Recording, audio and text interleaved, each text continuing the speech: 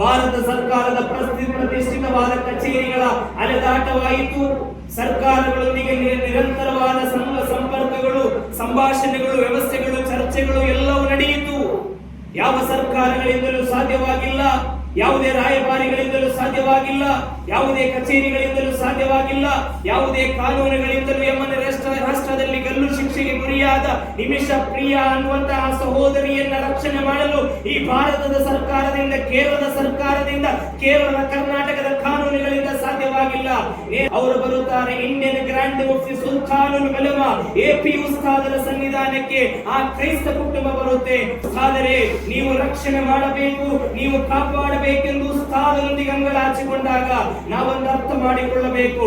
Indian grand Mufti ಸುಲ್ತಾನುಲ್ Ulama AP ಉಸ್ತಾದರವರು ಯಾವುದೇ ರೀತಿಯ ಗ್ರಾಮ ಪಂಚಾಯತಿನ ಚುನಾವಣೆಯಲ್ಲಿ ಗೆದ್ದು ಬಂದವರಲ್ಲ, ಅವರು ಶಾಸಕರಲ್ಲ, ಅವರ ಸಚಿವರಲ್ಲ, ಕೇವಲ ಮುಖ್ಯಮಂತ್ರಿಯಲ್ಲ, ಭಾರತದ ಪ್ರಧಾನಿಯಲ್ಲ. ರಾಜಕೀಯವಾಗಿ ಯಾವುದೇ ರೀತಿಯ ಸಂಬಂಧ ಉಸ್ತಾದರಿಗಿಲ್ಲ, ಯಾವುದೇ ರೀತಿಯ ರಾಜಕೀಯ ಪಕ್ಷವಿಲ್ಲ, ರಾಜಕೀಯ ಪಕ್ಷದಲ್ಲಿ ಯಾವುದೇ ಮೆಂಬರ್ಶಿಪ್ ಅನ್ನು ಪಡೆಯದ ಓರ್ವ ಉಸ್ತಾದರಿಗೆ ಹಲವಾರು ವರ್ಷಗಳಿಂದ ತೀರ್ಪು ಬರೆಯಲ್ಪಟ್ಟ ಒಂದೇ ಒಂದು ನಿಯಮವನ್ನ, ಒಂದೇ ಒಂದು ಕಾನೂನನ್ನ ಕೇವಲದ ಭಾರತದ ಕೇರಳ ಜಿಲ್ಲೆಯ ಕೋಳಿಕೋಡಿನ ಮರ್ಕಜು ಸಕಾಫತ್ ಸುನ್ನಿಯಾ ಅನ್ನುವಂತಹ ವಿದ್ಯಾಸಂಸ್ಥೆಯಲ್ಲಿ ಕೂತು ಮಾಧ್ಯಮಗಳ ಮೂಲಕ, ಸೋಷಿಯಲ್ ಮೀಡಿಯಾಗಳ ಮೂಲಕ ಆ ಯಮನ ರಾಷ್ಟ್ರದ ಸರ್ಕಾರದ ನ್ಯಾಯಾಲಯದ ಕದವನ್ನ ತೆರೆದು ಆ ಗಲ್ಲು ಶಿಕ್ಷೆಯಿಂದ ಆ ಪಾರು ಮಾಡಲು ಉಸ್ತಾದರಿಗೆ ಸಾಧ್ಯವಾದದ್ದು ಈ ನಾಡಿನ ಚರಿತ್ರೆಯಾಗಿದೆ, ಈ ನಾಡಿನ ಚರಿತ್ರೆಯಾಗಿದೆ.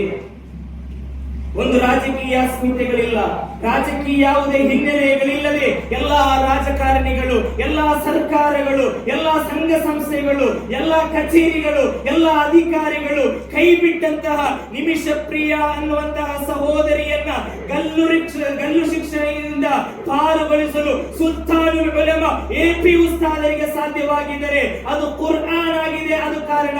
ಪೈಗಂಬರ್ ಅವರಾಗಿದೆ, ಅದು ಕಾರಣ. ಕಷ್ಟದಲ್ಲಿದ್ದಾಗ, ಪ್ರಯಾಸದಲ್ಲಿದ್ದಾಗ, ಸಾವಿನ ಮುಖ ನೋಡಿದಾಗ ಸುಲ್ತಾನುಲ್ ಉಲಮಾ ಯೋಚನೆ ಮಾಡಿಲ್ಲ.